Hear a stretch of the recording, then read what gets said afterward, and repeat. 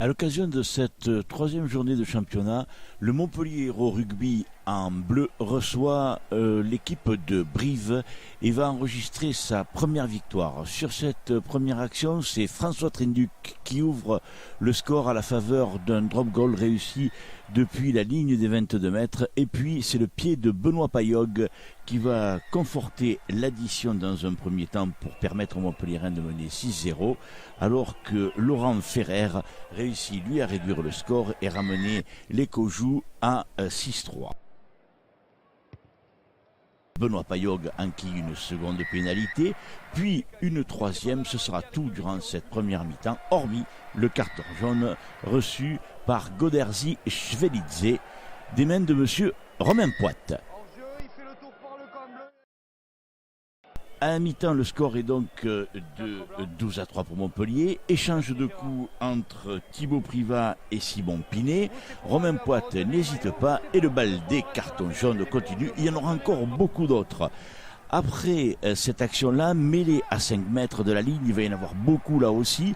Benoît Payog introduit, ballon gardé dans les pieds de Tulou, et Benoît Payog va alerter très très vite sur l'aile Timo Sinagusa qui fonce vers la terre promise et marque le premier essai de cette rencontre. Il va y en avoir beaucoup d'autres, mais tous marqués en seconde mi-temps. Du bord de touche, Benoît Payog enquille la transformation et Montpellier mène maintenant 19-13. Et puis première mêlée avec des fautes dans celle-ci. L'arbitre, M. Romain Poite, surveille. Il donne un premier carton jaune à Guillaume Ribes, un second à Patrick Barnard.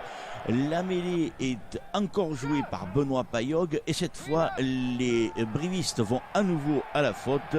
L'arbitre Romain Poite n'hésite pas et accorde l'essai de pénalité au Montpelliérain, bien évidemment en plein milieu des poteaux, transformé par Benoît Payog. L'addition devient très très lourde. On en est maintenant à 26-3. Les Montpelliérains sentent la bête blessée en jouant à 15 contre 13 et ils vont marquer un nouvel essai. Ici, Tutavaké essaie de s'introduire. Il est repris à l'intérieur des 22 mètres. Le ballon va rebondir. François Trinduc écarte vers Benoît Sicard qui va aplatir. Romain Poite va demander la vidéo, on va la voir. Difficile de se prononcer, mais cette fois, contrairement à Biarritz où 5 essais avaient été refusés au Montpelliérain, l'arbitre vidéo valide, c'est Gérard Boréani, valide donc cet essai et Benoît Payog le transforme. On en est à 33-3. Le public se prend à rêver à ce moment-là au bonus, mais alors c'est mal connaître son équipe et en tout cas mal connaître les brivistes qui vont totalement revenir dans cette partie. Tout d'abord à la faveur de ce premier essai marqué par Laurent Ferrer qui vient déchirer la ligne défensive.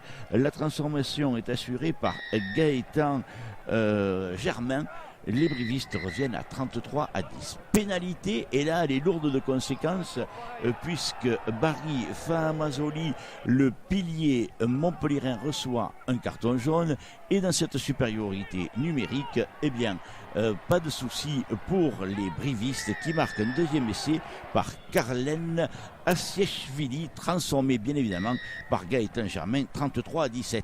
Et alors que Fabien Galtier se fait du souci en haut de la tribune, eh bien c'est un troisième essai que vont marquer les brivistes par Gaëtan Germain, véritable diable de ce dernier quart d'heure briviste.